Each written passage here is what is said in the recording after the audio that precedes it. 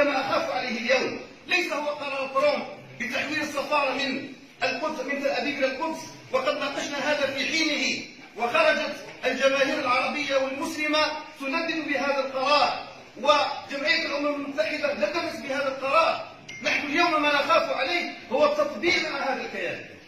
ما نخاف عليه اليوم هو ربط العلاقات مع هذا الكيان التي كانت سرا أصبحت اليوم علنا.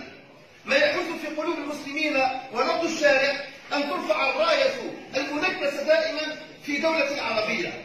ما يحث وما يؤلمنا كمسلمين أن يستقبل هذا المجرم، هذا السفاح، هذا قاتل الأطفال، أن يستقبل في دولة عربية. ما يؤلمنا حقيقة كما قال ممثل فلسطين، هذه الوزيرة اللعينة التي تمشي وتدنس بأقدامها مسجدا من أكبر مساجد الدول العربية. هذا ما يحدث في نفوسنا اليوم، وهذا ما نقف له اليوم، وهذا ما ننادي به اليوم. لا للتطبيع مع الكيان الصهيوني.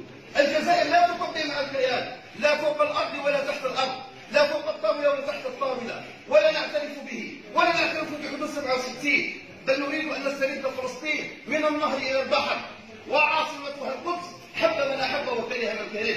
لا نريد بهذا التطبيع أن نطعن المقاومة في غزة، وأن نطعن مسيرات العودة في غزة، وهي عندها سنة كاملة من 30 مارس الماضي إلى 30 مارس المقبل، سنة كاملة. وأبطال غزة وشباب غزة ونساء غزة وأطباء غزة ومرضى غزة والمبتور